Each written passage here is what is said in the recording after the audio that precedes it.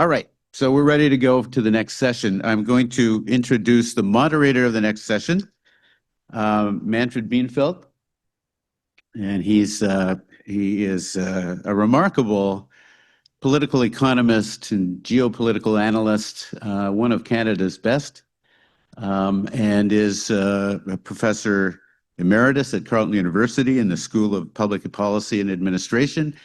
He holds a PhD in economics from the London School of Economics, and is particularly interested in his own work in what he calls the dysfunctional state of the international financial system and the enormous economic, social, and political costs and risks that this is imposing on the global system.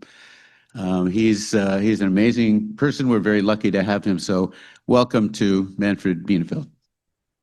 It's a great pleasure to be asked to moderate this session. Dani Rodrik has been an outstanding figure in the development field for most of my career. And when we went through that dark age when the economics profession has pretty much closed ranks behind the John Williamson claim that all competent economists now agreed on 10 basic points, which were summarized in the Washington Consensus. It was a tough life, and some clear and strong voices emerged to challenge that consensus, which of course now we all pretty much understand was disastrous and has led us to where we are. So I am eternally grateful for Dani, who emerged as one of those voices and has remained incredibly active and prolific. Fortunately, we've made available his full bio. He's at the John F. Kennedy School of Government at Harvard, and his recent publications really address all of the issues that we raise here and that we want to try to address. It's a very short time to cover a very big issue. For some of us who've been working in this area, we have a certain problem because policy in the world is bound by previous events, and the alternatives that we have generally been identifying, and that includes Dani's work, suggests that governments are an essential part of successful development policy and indeed successful social policy. My view has been and is still that competitive economies are very desirable, but the competitive process must be embedded in a framework which is ethically and socially established. In the absence of such frameworks, it becomes dysfunctional, divisive, leads to exploding income inequality, and locates power in areas that are increasingly unaccountable to the public. And as I see the world developing around us, I feel sometimes in the position of somebody saying, well, having called for a stronger role for government, but now faced with a world where governments rarely represent the public interest in any recognizable way, poses a rather large challenge. Maybe it was all summarized by Simon Johnson, who was formerly the chief economist of the IMF, who said shortly after the 2008 global meltdown that people in the US don't generally like to talk about oligarchs when it comes to their own country. But unless, these are his words, unless people understand that the US is in the grip of a financial oligarchy, and unless that grip is broken, it cannot address its most urgent problems. To me, that was a very deep analysis of where the problem lies and continues to lie. We see now that political processes in many countries are pretty much for sale to the highest bidder. Private equity and private investment funds and even individual investors have become so powerful that they can influence the political process. So apart from discussing all the policies that we have identified that did work in the past and that could work in the future, we face the overriding task of finding a way to regain representative governments that truly respond to the needs and wishes of citizens. With that short comment, I'd like to invite Dani to take on this impossible challenge, I have to say, to cover this enormous topic in just 25 minutes. I'm extremely pleased that you were able to join us, Dani. Thank you very much, Manfred, for those kind words and the challenge you've posed for me. Thank you also, Roy Culpepper, for inviting me to join your proceedings, and I'm delighted to be with you, albeit remotely. I hope you can hear me. And I hope you can also see my presentation slides. Yes. And I'm going to be talking about some of the themes in my new book, which indeed cover many of your core concerns. The book's title, as well as my presentation's title today, is Shared Prosperity in a Fractured World. And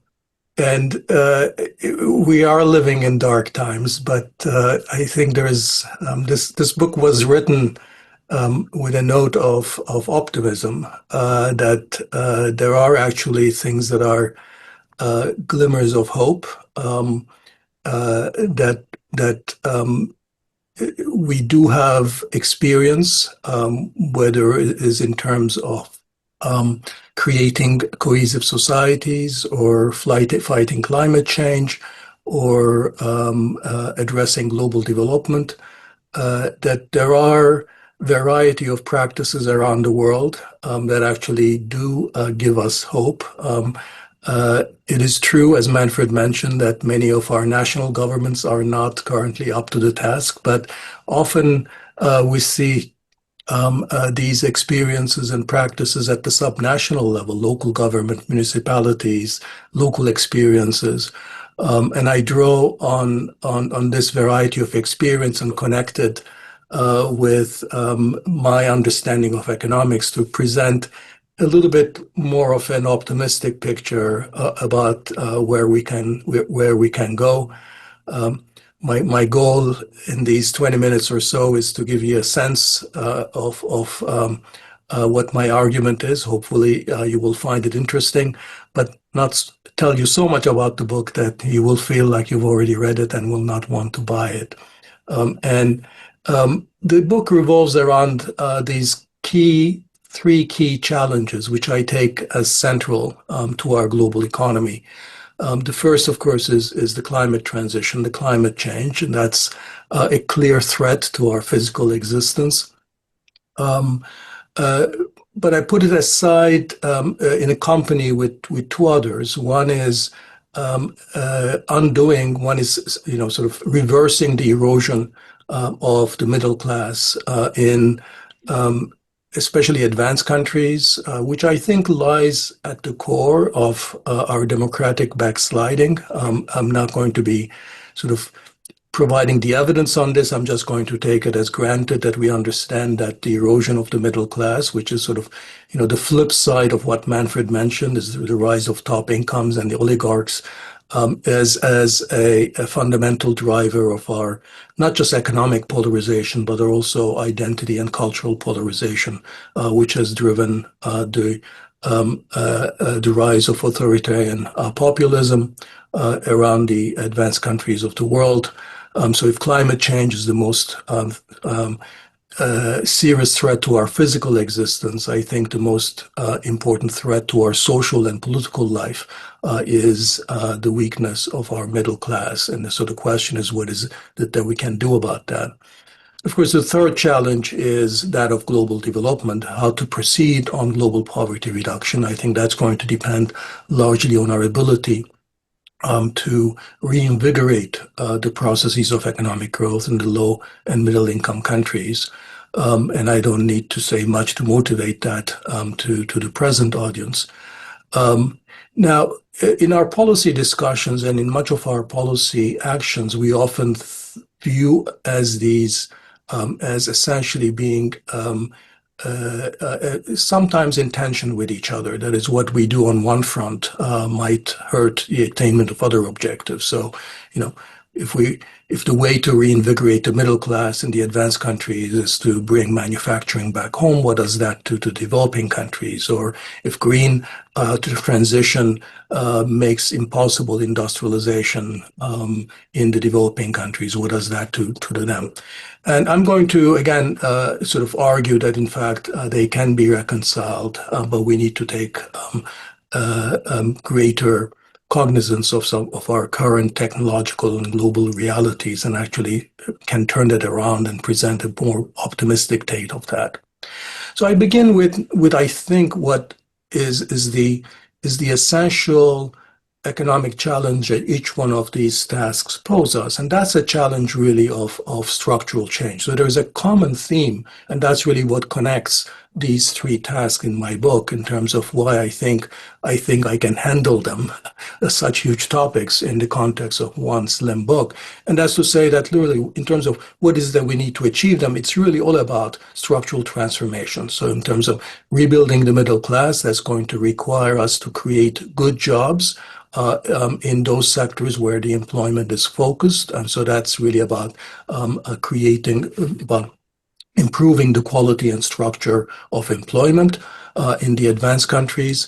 Climate change obviously requires transition to new technologies, to green sectors, to renewables. That's a challenge of, again, economic and technological structural change.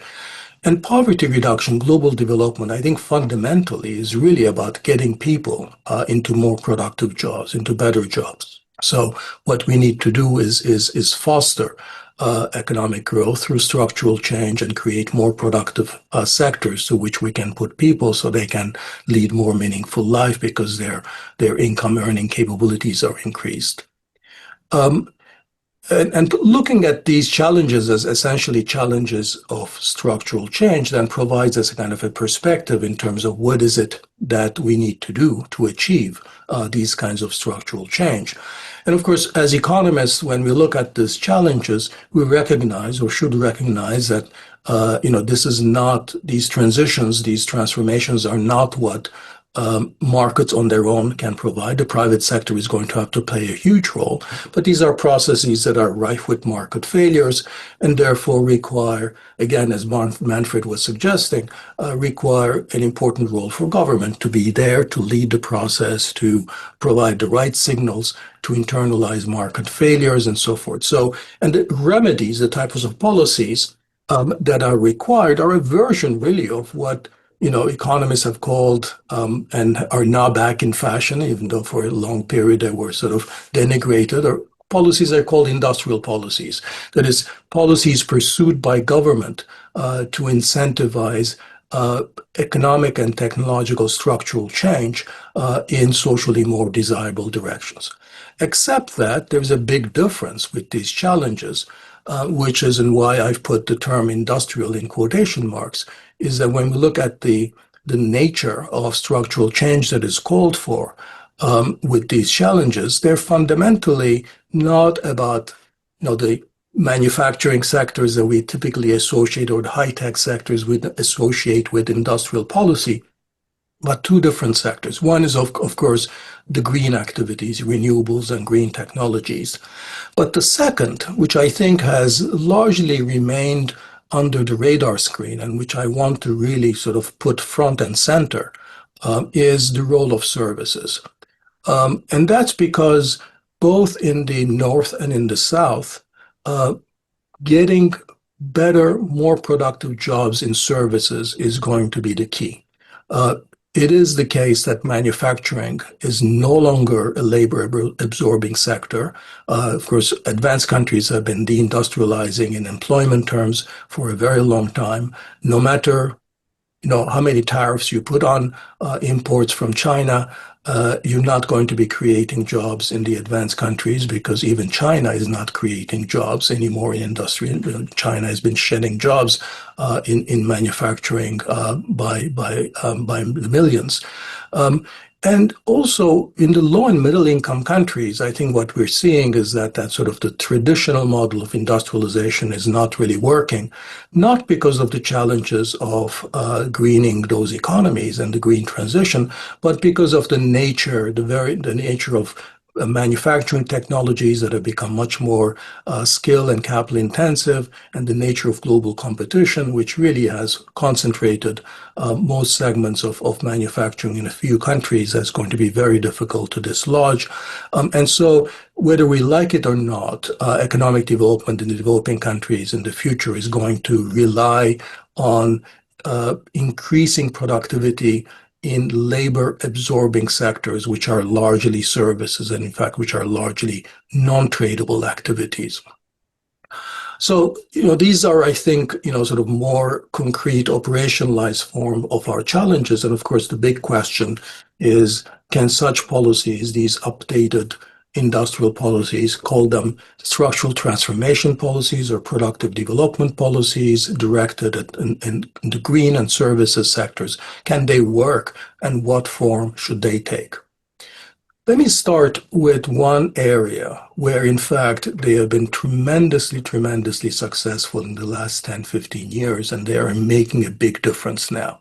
And that's with regard to the green transition and the huge success we've had with the pursuit of industrial policy in the renewable space.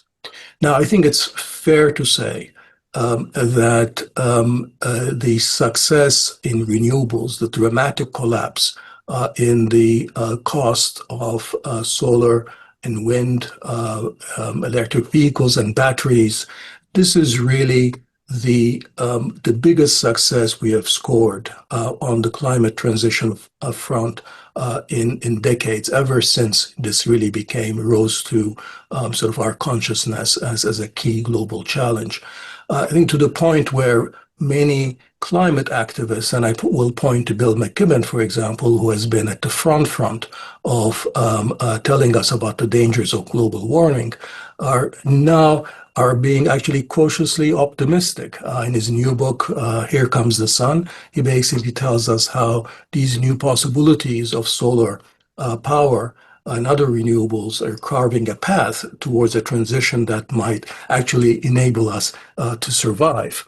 Now, where did this big transformation come from? And I think it's fair to say that it's largely the product of Chinese industrial policies.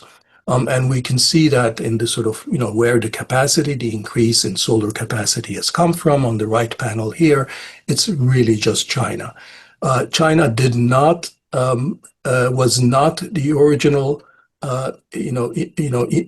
country to engage in industrial policies. That was more the US and some European countries, and I'll say a little bit about the US case later. But China really took this on and made it a huge success. And it's really it's a very traditional form of how industrial policy works when it's combined with the learning curve. So government support of renewables in China has led to investments in capacity increase, to learning by doing, to cost reduction, which in turn produces reduction in prices, which increases the market size on the demand side, and therefore enables further investment. And you have this kind of a virtuous cycle, which sort of increased capacity, reduction in costs and prices, and sort of greater production of sort of renewables to the point where now new electricity is much cheaper in most parts of the world through renewables than through traditional fossil fuels. It's an amazing transition. And what were these policies? So these were broadly, of course, sort of industrial policies. You should call them green industrial policies. But they went way beyond simply just sort of subsidies. There were a variety of public initiatives, whether it's the formation of public venture capital firms by municipalities or some national governments, regulatory changes, government investments in R&D or in infrastructure, very concerted effort at not just implementing a variety of incentives but also a willingness to experiment with different kinds of policies where sort of different parts of the country were used as demonstration zones, different packages were used, and then and sort of there with significant amount of iteration and feedback loops where in typical Chinese development policy fashion you'd engage in a lot of experimentation and you build on the projects or the approaches that tend to succeed.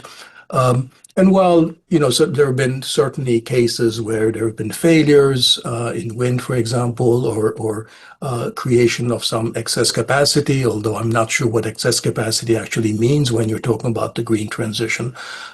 It is a case that this has been an inordinate success in moving us towards a more sustainable future, one that has actually scored has taken us much further ahead on this challenge than global talks or global commitments and so forth through global cooperation have done. And I think sort of that's one of the encouraging things, that if in fact governments out of their own commercial and geopolitical motives are engaging in these green industrial policies, and that's wonderful for climate. And there's nothing better than that the climate doctor ordered than a war on green subsidies for the world as a whole. And I think on the whole, this has been a huge boon, not just for China, actually for the rest of the world as well. Now, we know, of course, that industrial policies don't always work, so I think it's useful to bear that in mind. And in the green space, it's interesting that before China embarked on green industrial policies, that was Obama's idea, that in the aftermath of the financial crisis, he engaged in a very major way in trying to provide support for renewables, and the Department of Energy in the United States made a whole lot of loans and loan guarantees available to startups to get the US down this road. But then that hit a roadblock, and that roadblock was that the program was largely mismanaged in one specific way, which is that the government selected one of these projects, Solyndra, a company that was it was investing in a different kind of technology than from the Chinese in manufacturing solar cells, and that company very publicly failed. And the fact that that company Solyndra had been publicly selected by President Obama, to the extent that he went and sort of stood in front of that factory and said, "This is our future." So it wasn't that it became a politically a big disaster that this particular firm that had been part of the portfolio of companies that have been selected is also the one that failed. Of course, gave credence to all the critics of industrial policy, say, well, you cannot pick, the winners, and here's a very concrete example of that. But this is more a failure of the political management of the program than industrial policy or these industrial policies in general, because of course, Solyndra was not the only company that received these loans. A company that was much less known at the time, Tesla, received a similar size loan also from this program, in fact, prevented it from going bankrupt. And just the success of Tesla would have been enough to pay many times over for all the failures of Solyndra and many others. But of course, at the time, it was a very difficult case to make, given how Solyndra had been picked as the a clear public face of this program. So I think the lesson from this, as an important lesson, is that yes, governments cannot pick winners, but governments can let the losers go. And once it becomes clear that something is a loser, and also that governments have to be, marketing these programs as portfolios, as a range of programs where some failures will necessarily occur, just as with private venture capital. And it's also the ones who benefit, the few that are really successes that pay for all those failures. So I spent a little bit of time about, sort of how industrial policies, green industrial policies for structural change have actually taken us much further than we thought might have been possible on the green transition. And it's a very different way of approaching the green transition than through our usual thing, our discussion of taxing emissions or cap and trade or global cooperation through national commitments and so forth.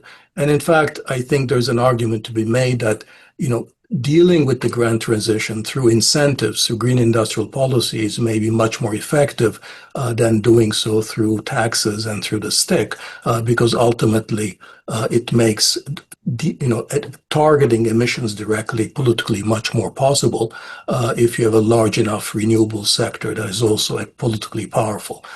There's a question as to how that is working in the United States with the IRA, and it's largely repealed under Trump, but maybe we can talk about that later. So the green transition, I think, is critical, but it's also important to realize that the green transition is not going to be on net a huge creator of jobs, so it doesn't address the middle class issue that I started with. And while it's an important axis for productive transformation in the developing countries, on its own, again, it's not going to be where the bulk of the jobs are going to be in the developing countries. So we still have to address the question of how do we create the good jobs needed to sustain the middle class and democracy and to promote economic growth in the low and middle income countries. So in other words, can we imagine the services equivalent of this kind of green industrial policies?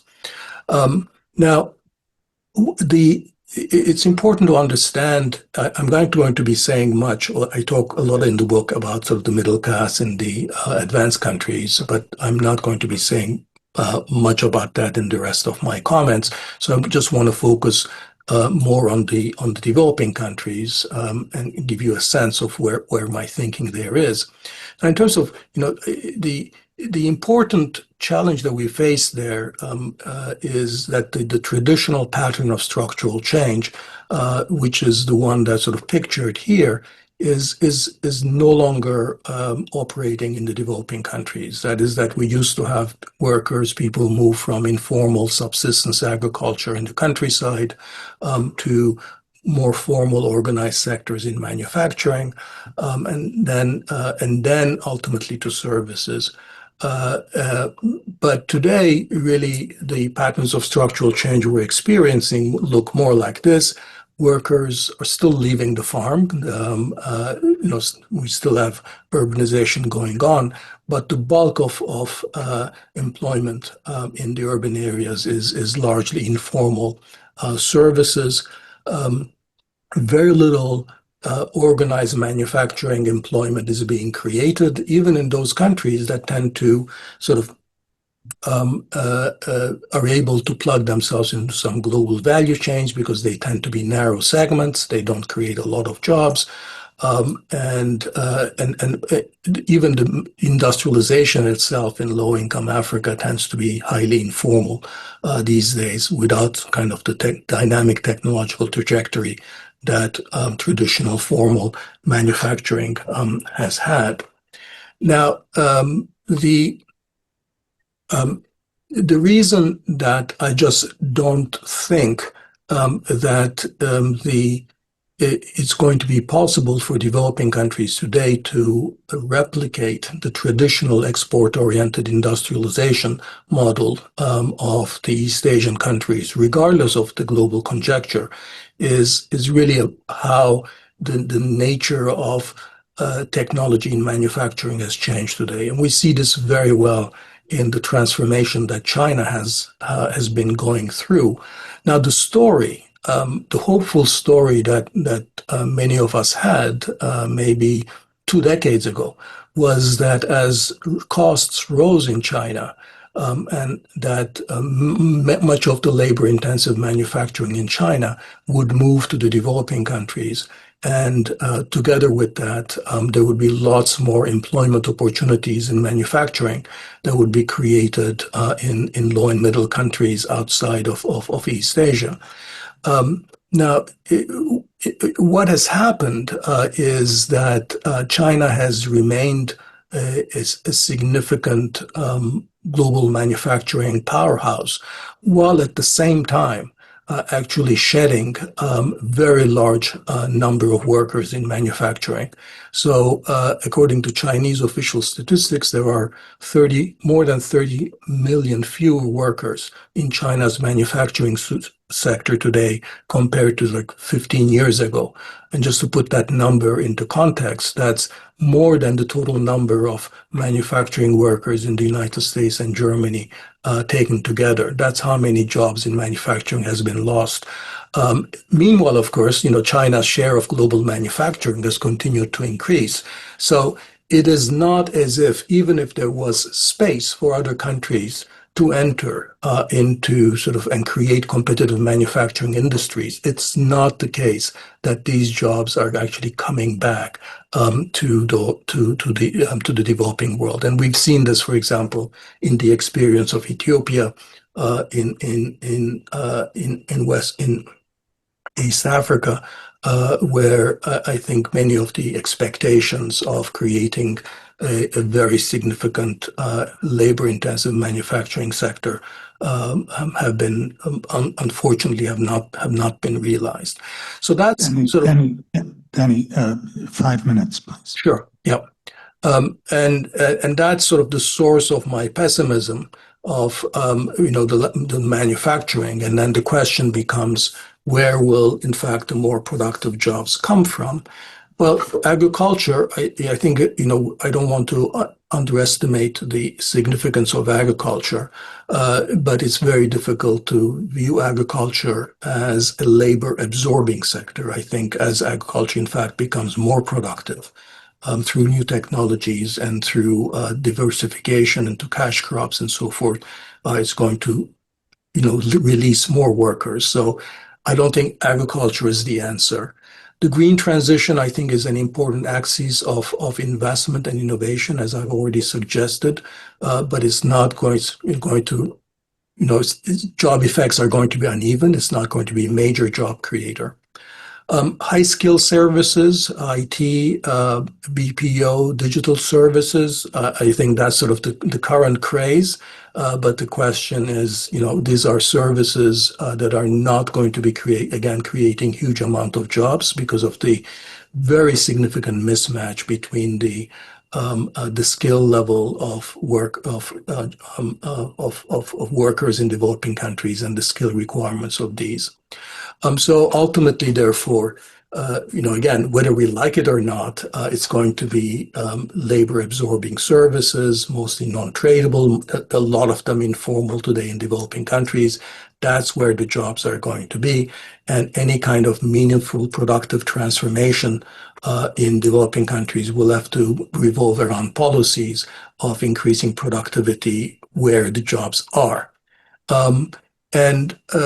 I think there are different types of strategies for doing that, and a lot of my recent work is focused on trying to reconceptualize industrial policies for this very new challenge. These are not export-oriented sectors. These are not mostly large firms, so it requires different types of approaches from the government. But broadly speaking, there are 4 different strategies. One is working with existing large firms that might be large multinational retail firms, or they could be large platform companies providing, ride hailing or food delivery services, and working with them to engage them to create more employment and to sort of connect more with local suppliers so they can pass on more productive management and technologies and increase employment through these sort of backward linkages. A second is working directly with micro enterprises, individual entrepreneurs, or sort of informal enterprises, and providing them with a range of services, of which credit might be only one. And typically we think of credit simply when we think about these firms. But a combination of training, marketing platforms, management services, access to various kinds of technology infrastructure to increase the productivity of the most dynamic of these smaller enterprises. Third axis focuses directly on technology, creating new technologies that complement low-skill labor and enable them to provide a much broader range of more sophisticated tasks. And finally, sort of upgraded vocational training programs that connect trainees directly with businesses and with employers, so the so-called vocational training with sort of dual customer kind of approach. So there are examples of these approaches around the world, that I briefly discuss here in my book, such as Haryana state in India, where the state government partners with the local ride-sharing firms to see how they can increase the employment of a larger number of local drivers by undertaking the regulatory changes required to increase the number of drivers. And the firms, in turn, these platform companies, in turn, provide soft commitments to increase employment. A kind of a business plan competition to identify the next generation of entrepreneurs in Nigeria, but by providing those who are successful in the first and later rounds with some seed funding, with management and accounting services assistance, the provision of different types of software to various groups, whether it's community health workers or street vendors, to enable them to be more productive by, for example, allowing them to put their orders and to centralize their orders from wholesale distributors so that they don't have to spend hours on the road traveling to wholesale markets every morning and so forth.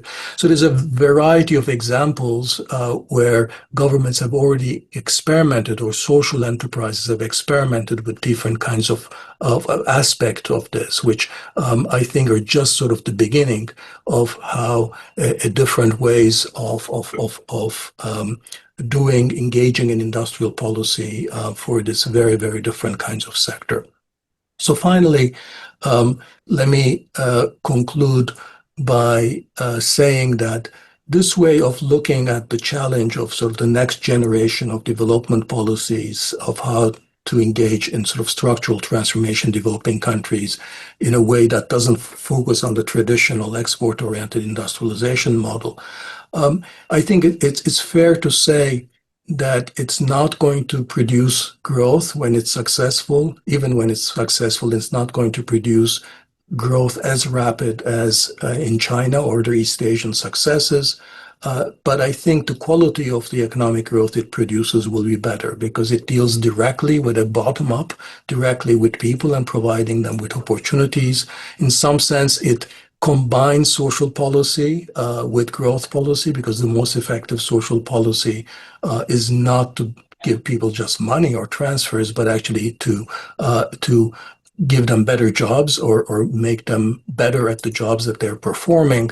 And so while I think under this kind of services-based strategy, growth will be lower, but I think its quality is going to be much higher. It's going to be much more inclusive and much more focused on building a pathway to middle classes.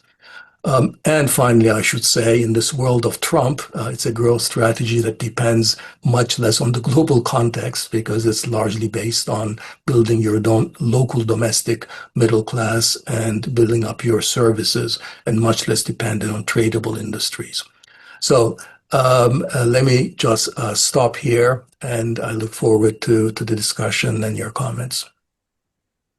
Thank you. Thank you very much, Dani. I think a very broad perspective and one which, as you said at the beginning, does point us in the direction of optimism. I believe, however, I mean, these have been the debates that we have been at the center of the development debate for decades. And I remember writing about the informal sector when it was, for a while, prioritized as the place that would produce the solutions that we were looking for. And I concluded at that time that unless informal sector activity was integrated into a larger, more serious strategic development strategy, then it was very unlikely to allow countries to become prosperous or stable. I feel a bit diffident raising this. I appreciate that at the level that you're speaking, these things are helpful, there's no question. But I would say that my reading of where we are is that unless we find a way of changing the way in which international capital flows work, I have long believed that Keynes was right when he said that unless the rate of profit is nationally determined, no society is in a position to make its own social experiments, because the globalized capital flows are very unidirectional and are essentially very not accountable to public pressure. The other thing that is raised by your comments, and it's just the reality, you put emphasis on China, which I believe is absolutely correct. In fact, we know that not just in terms of solar energy, not just in many industrial areas, but in the green technology area, China is the model that has not only pushed technology to the points where it has become really transformative, but China is also the one that has accounted for most of the reduction in poverty around the world. And that seems to me to suggest that we need to think very difficult thoughts. And this is one of the problems. One is dreaming of the impossible. One is pointing to what has to be done. But we do need to find a better balance between popular representation and governments that have the capacity to constrain the centrifugal forces of the private markets, and in order to allow them to operate within, as I said at the beginning, within frameworks that are politically and socially and culturally framed. And particularly now that the pressures to look for profitable investments, because the world isn't short of capital. What the private equity firms call dry powder, which is liquidity, which is sitting there waiting for investment opportunities, which become increasingly problematic.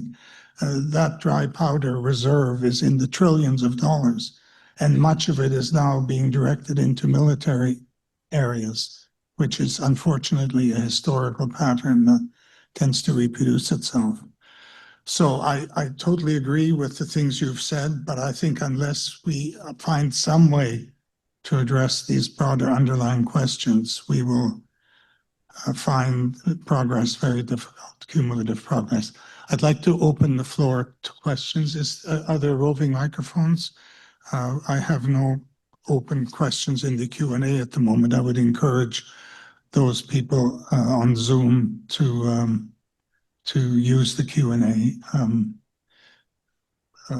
Does somebody have a microphone that can be?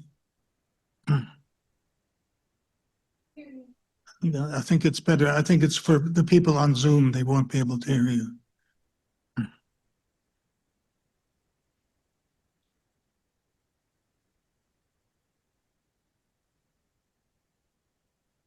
Thank you. I wanted to ask how robots and AI are going to impact the job creation or job depletion. Danny, would you like to take one question at a time, or would you like to take 3 questions? And do you have If there are more, maybe we can group them. Okay, so let's take a couple more. How do we integrate the AI issue into all this?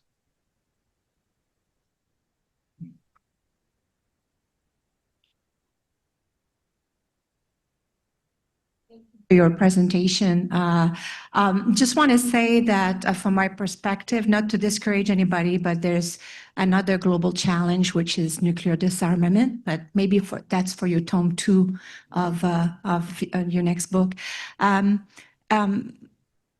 And I would like to also for your tome 2, and maybe you have a comment already on this, but I feel that there is a very large portion of boomers, and there's quite a few in this room, that have an incredible intellectual power and also a caring power that is not in your equation. I think that there's many of us here that can contribute to building communities and maybe training and maybe supporting. And maybe that's not shown as a growth, but that is certainly, from my perspective, and I would like yours, is certainly a factor to lead to a success in the future. So if you care to comment, thank you.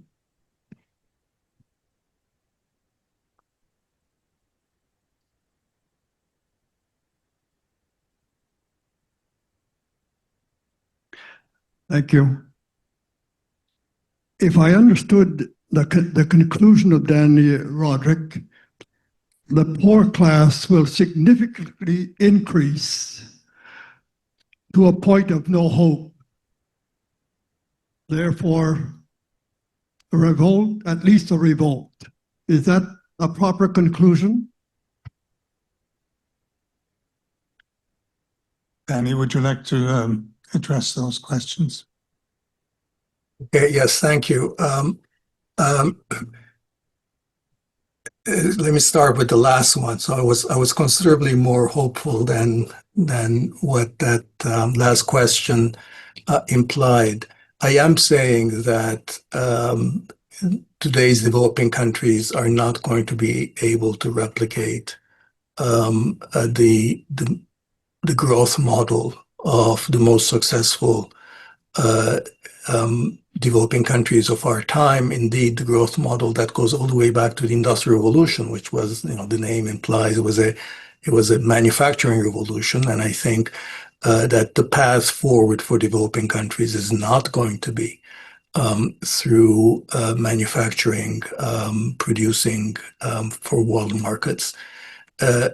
But I was trying to suggest that that doesn't foreclose all positive outcomes, that it is possible, and in fact there are a wide range of actually well-evaluated programs around the world where, whether it is promoting entrepreneurship, promoting small firms, provision of technology,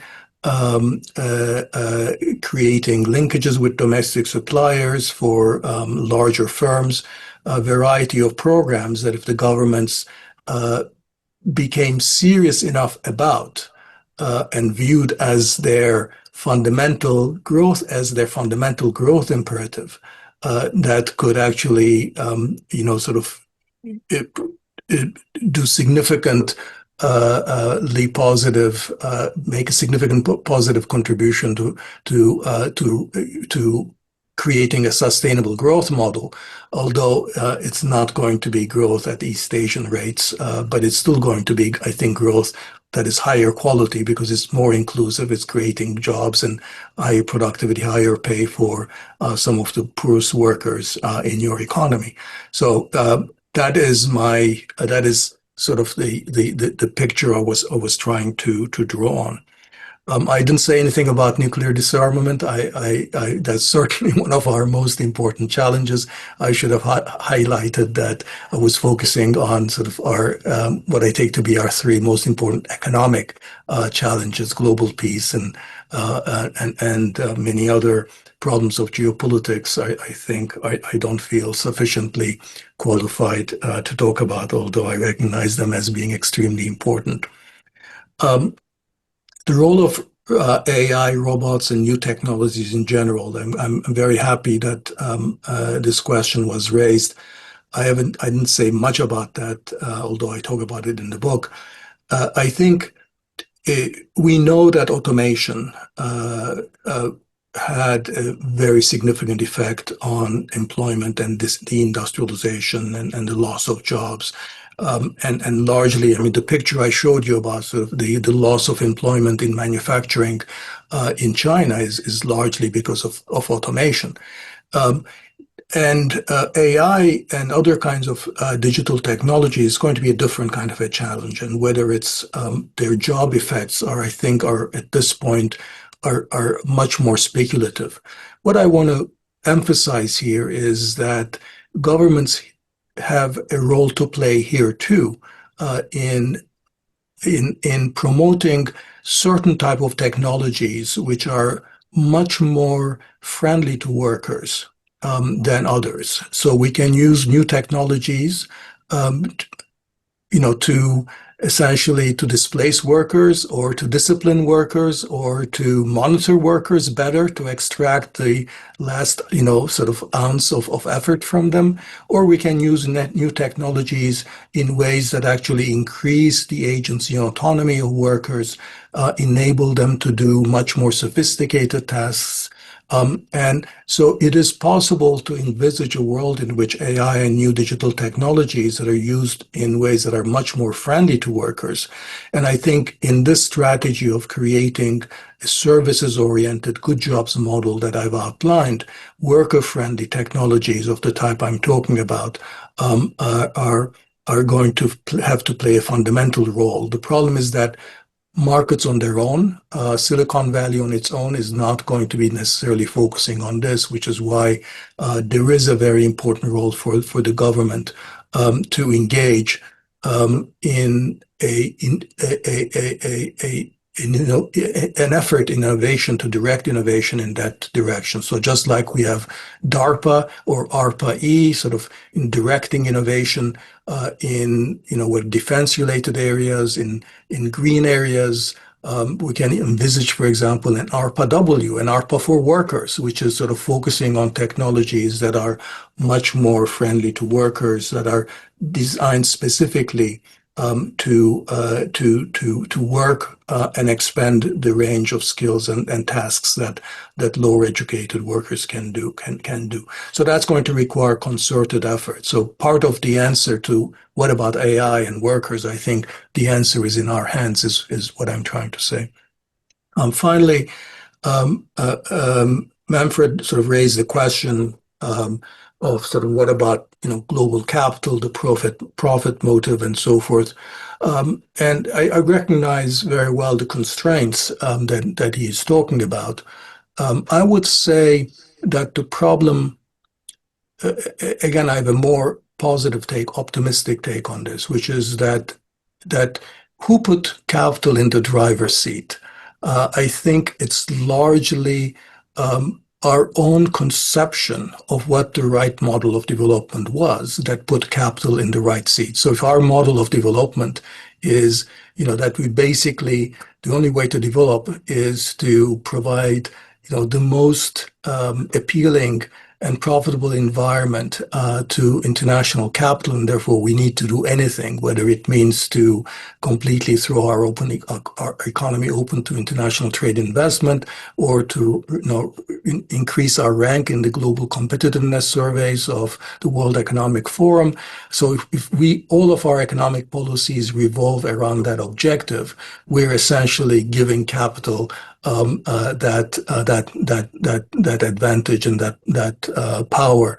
I think in a world where our conception of what development is, it is possible to envisage a world in which capital doesn't have that power, and we can look even in this era of hyperglobalization. We know that different countries chose different paths, that capital didn't have always the power that it had in all kinds of countries. So some countries were able to discipline capital and grew despite a very similar global context.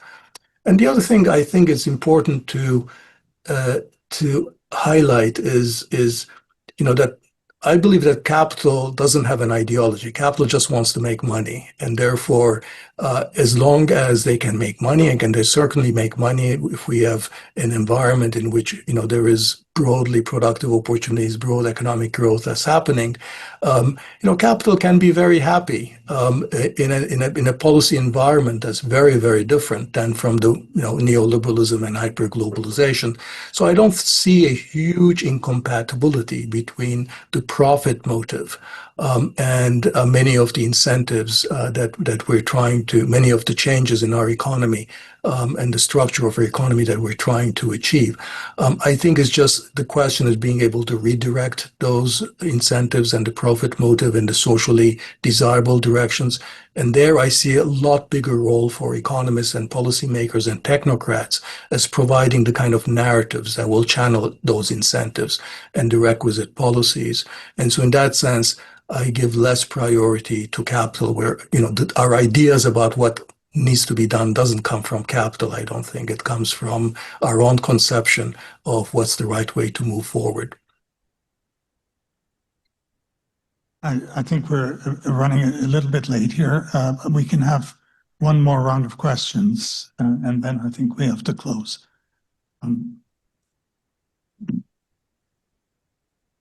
Okay, thank you. So this actually is a follow-up to your last comment, and that is to raise the dreaded R word, regulation, which, as we know, over the last 25 years has effectively been deregulation in markets within developing countries. As we've seen higher level technology type drivers becoming important in developing countries, whether it's in finance, innovation in infrastructure, energy production, or IT, that effectively has meant that there's been very little incentive for hyper-scaling companies, not just capital, to actually invest and build capacity in developing countries. There's nothing that compels them to do so. So I'm wondering, what your view would be on reinventing regulation to create regulatory incentives for investment into developing countries rather than trade sort of block policies. Thank you.